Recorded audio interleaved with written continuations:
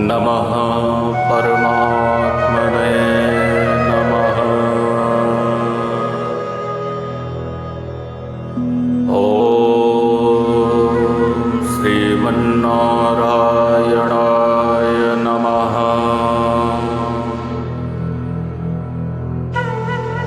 ॐ श्रीचण्डिकाय नमः। ॐ मातृपितृचरणकमलेभ्यो नमः। ॐ गुरुचरणेभ्यो नमः।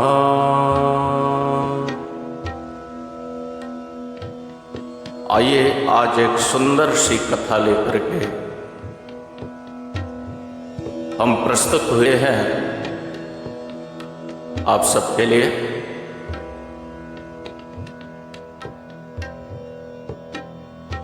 आज नारायण के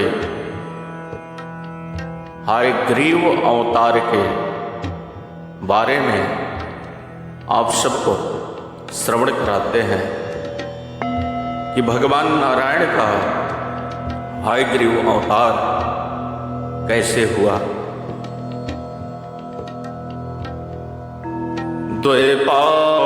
द्वैपायनेन मुनिनः कथितं यक्षपावनम् नासकृत्यकामकन्दा प्राकट्य भगवत्य नामयुक्तं पुराणम्।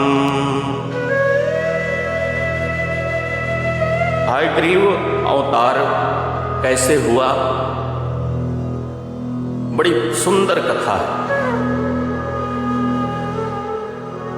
राजा जन्मेजय जी वेदव्यास जी महाराज से पूछते हैं, हे महामुने, या भगवान हयग्रीव का अवतार कैसे प्राप्त करते हैं और क्या कारण था कि हयग्रीव अवतार में आना पड़ा। वेदव्यास जी कहते हैं,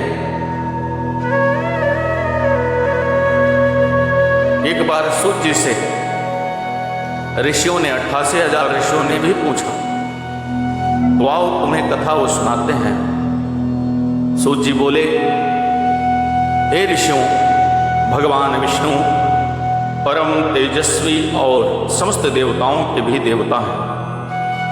उनकी लीलाएं बड़ी विचित्र हैं। तुम सब लोग सावधान होकर उनकी एक अनोखी कथा सुनो। एक समय की बात है, भगवान विष्णु को घोर युद्ध करना पड़ा। 10,000 वर्ष तक वह युद्ध करते रहे। युद्ध करते करते उन्हें कुछ थकान सी हो गई, तो वे अपने प्रदेश वैकुंठ को चले गए। वे वहां पर पद्मासन पर बैठकर उनके धनुष पर डोरी चढ़ी हुई थी, प्रत्यंचा लगा हुआ था। इसी अवस्था में धनुष को पृथ्वी पर टिकाकर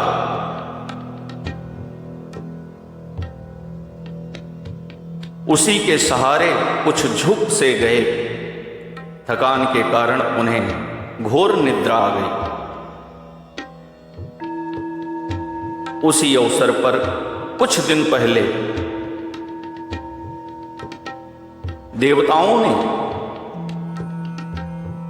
और देवताओं के द्वारा इस जगह पर यज्ञ करने की योजना चल रही थी।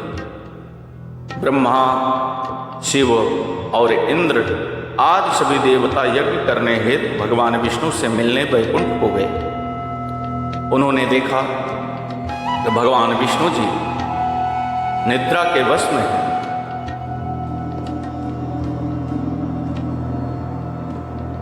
कदाचिदारूढं युद्धं कृत्वा देवा सनातनम्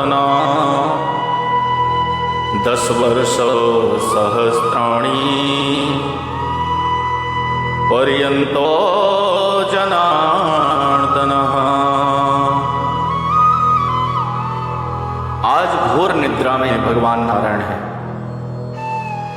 देवताओं ने देखा यह निद्रा के वश में होकर अचेत अवस्था में पड़े हैं। ऐसी स्थिति में इंद्र ने देवताओं से पूछा, अब हमें क्या करना चाहिए? भगवान विष्णु को कैसे जगाया जाए?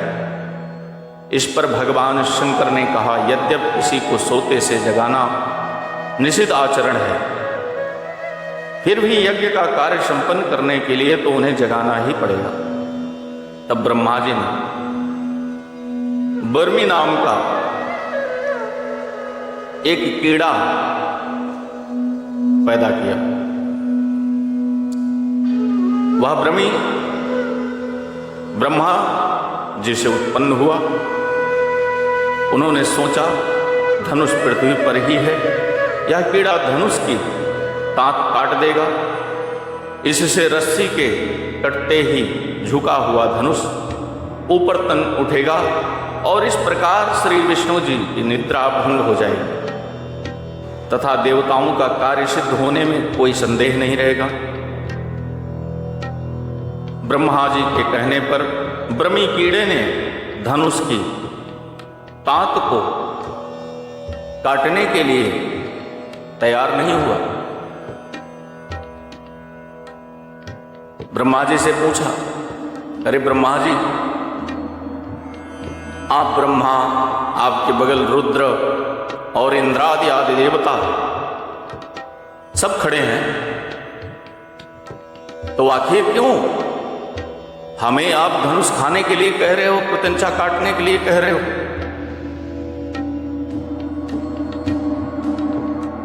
इसमें हमारा क्या फायदा है?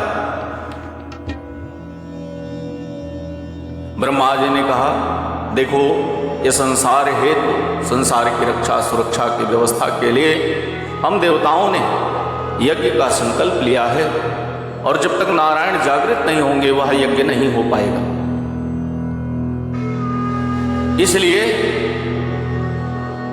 तुम जल्द से जल्द नारायण के प्रत्यंचे को, डोरी को काट दो, और जिससे नारायण जब जागृत हो जाए।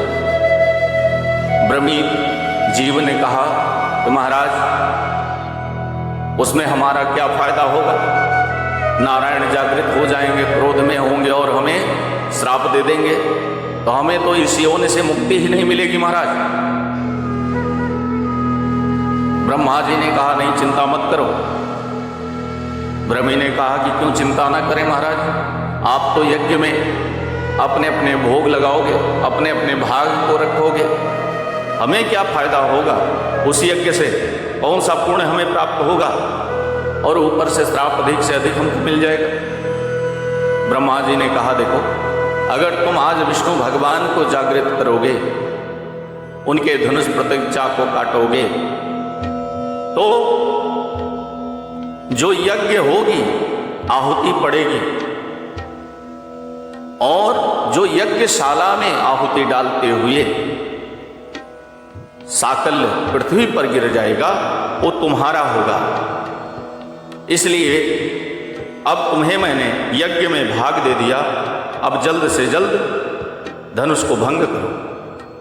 ब्रह्मी प्रसन्न हो गया, यज्ञ में मेरी भी हिस्सेदारी हो गई, मुझे भी पुण्य प्राप्त होगा।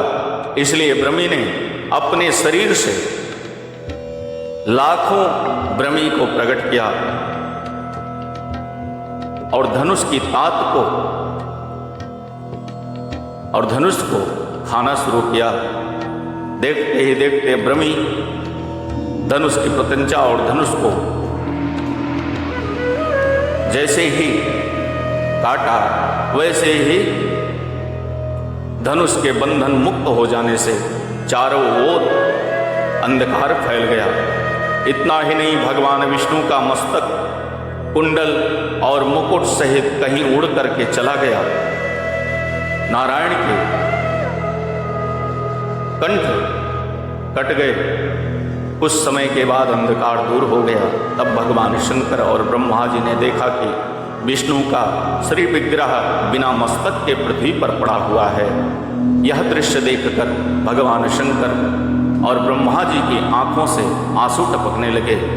वे दोनों विलाप करने लगे, हे स्वामी, यह कैसी विचित्र घटना घटी है, या आपकी यह लीला है। ब्रह्मा जी ने कहा, आप सब उस सनातनमयी विद्या स्वरूपिणी महामाया को स्मरण करो, ब्रह्मंबा जगदम्बा की स्तुति करो।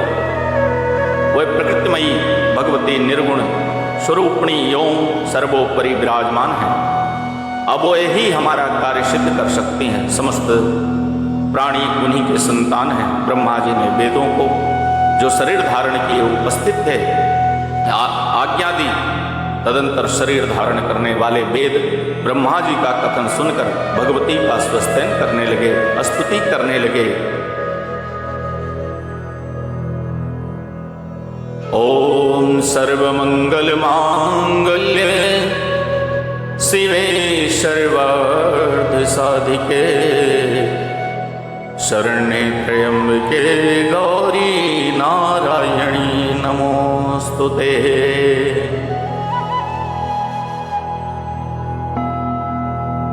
सभी देवतागण मां भगवती परमंबा जगदम्बा की स्तुति करने लगे।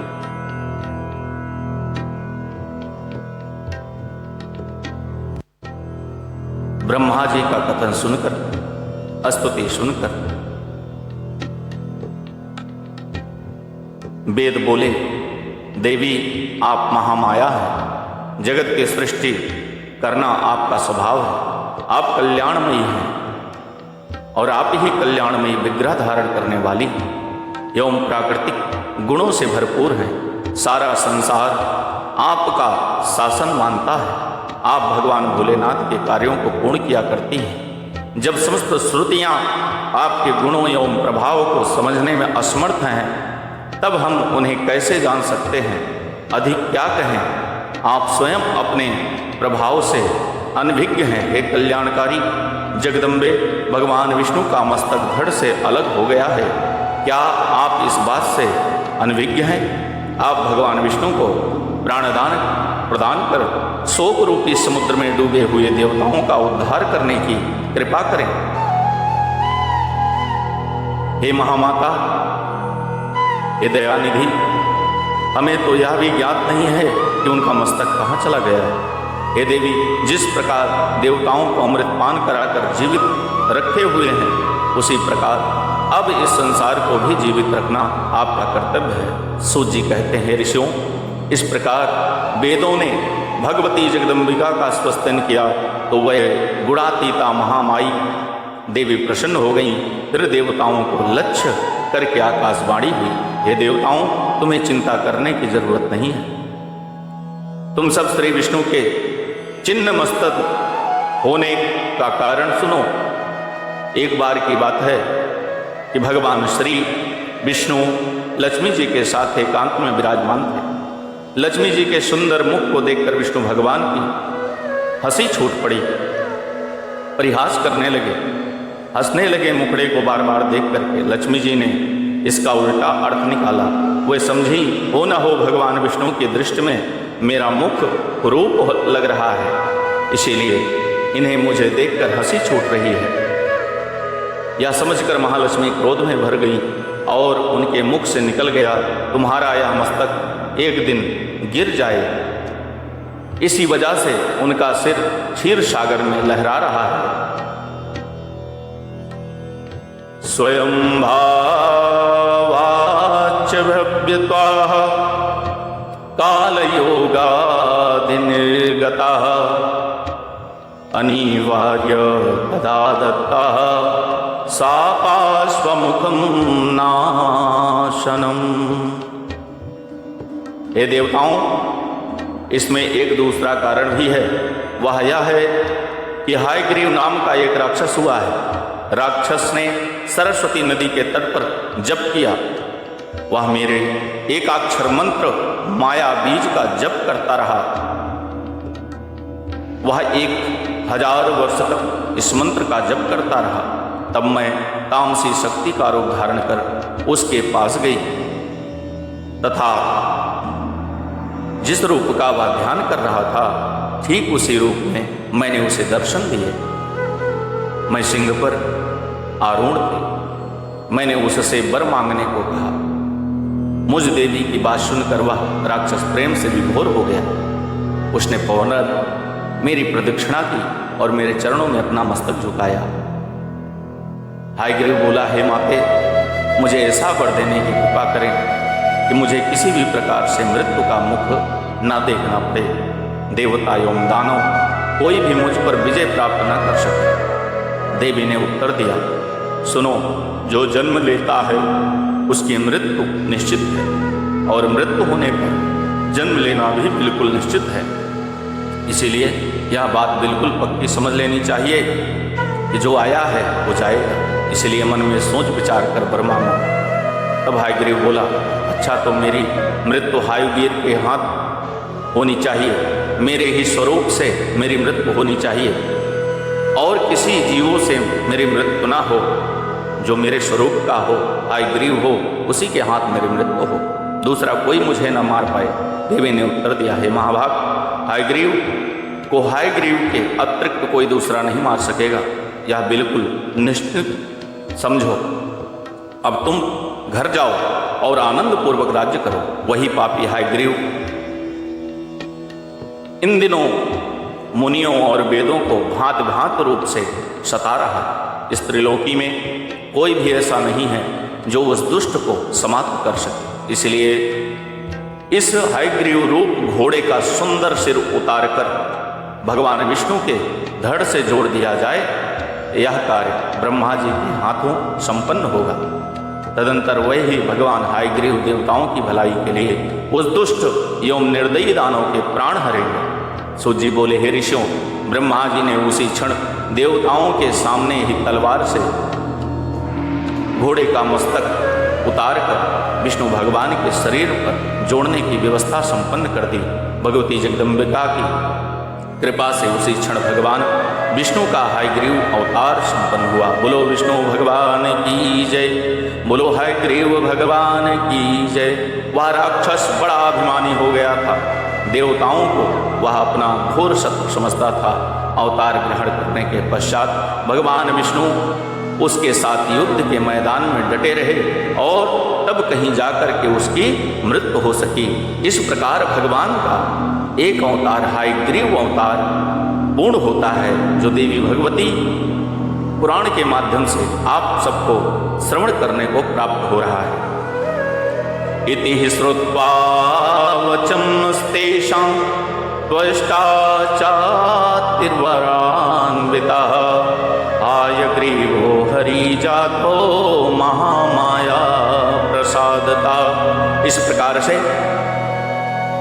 माँ परमंबा जगदम्बा के नेतृत्व में और उनके वरदान से आशीर्वाद से हायग्रीव अवतार पूर्ण हुआ।